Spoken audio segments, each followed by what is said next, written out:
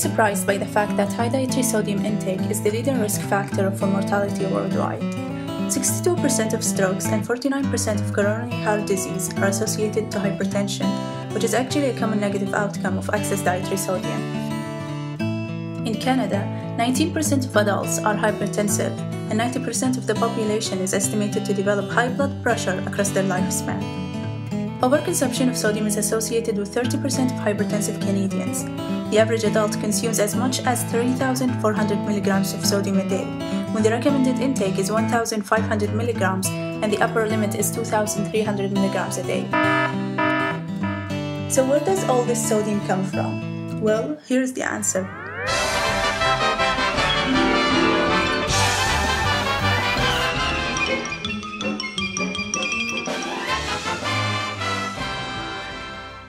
Salt is the primary source of sodium in the diet. However, the sodium added while processing accounts for the majority of sodium in foods. Processed and restaurant foods account for 77% of dietary sodium. On average, 1,011 milligrams, which is around 68% of the daily average intake, is the amount of sodium a fast food restaurant meal contains. Having a high sodium diet for a long period of time can lead to multiple chronic diseases. Three main ones are hypertension, thickened arteries, and stroke. Hypertension happens when there is too much salt in the bloodstream, leading to your kidneys not being able to produce as much water. Hypertension is then caused by the extra pressure on the blood vessels, and this strain can also lead to kidney damage. Your kidneys cannot flush out water as easily, so toxins and waste products also start to back up. The hypertension from eating too much salt leads to extra strain on your arteries and heart. To handle the extra pressure, your arteries start to thicken, causing the vessel to become narrow and can eventually close up. If an artery closes up, it causes that tissue to not receive the blood and nutrients it needed, which can be fatal. Hypertension from eating too much salt can also damage the arteries, bringing nutrients to the brain. When cells in the brain don't work as well, it can lead to dementia. If cells become completely blocked, then the tissue receiving those nutrients dies, and this will lead to the person a stroke. Risk factors also influence blood pressure and the risk for heart disease and stroke. These are age, race, family history, excess body weight, physical inactivity, and excess alcohol intake. The prevalence of high blood pressure increases with age and affects more than half of people aged 55 to 74 years, and approximately 3/4 of those aged 75 years and older. Having a family history of high blood pressure may increase the likelihood that you and your children develop it also. Being overweight can increase blood pressure. And in terms of the recommended adults, engage in the moderate intensity physical activity for 2 hours and 30 minutes every week. The excess alcohol intake is associated with high blood pressure as well. Recommendations for alcohol intake advise moderation. High blood pressure is more common in African American adults than in Caucasian or Hispanic American adults.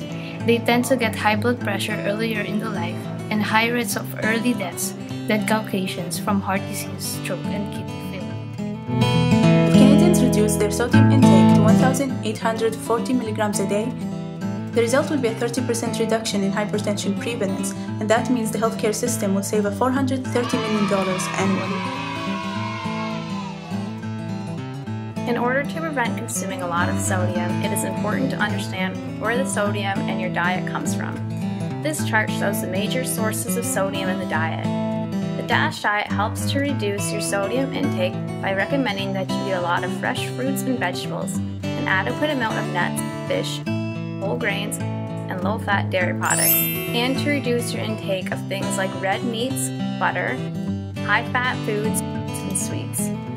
By following the DASH diet, you are also consuming a lot of potassium, which has been shown to prevent hypertension as well as lower blood pressure.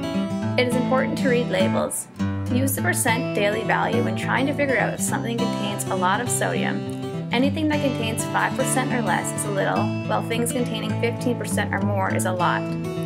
It is also important to recognize and look out for these other names for sodium.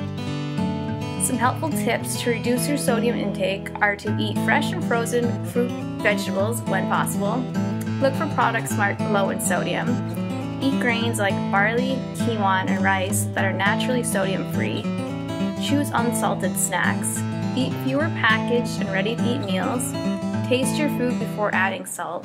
Use lemon or pepper to flavor your food. Balance out the day. If you ate a high sodium lunch, eat a low sodium dinner.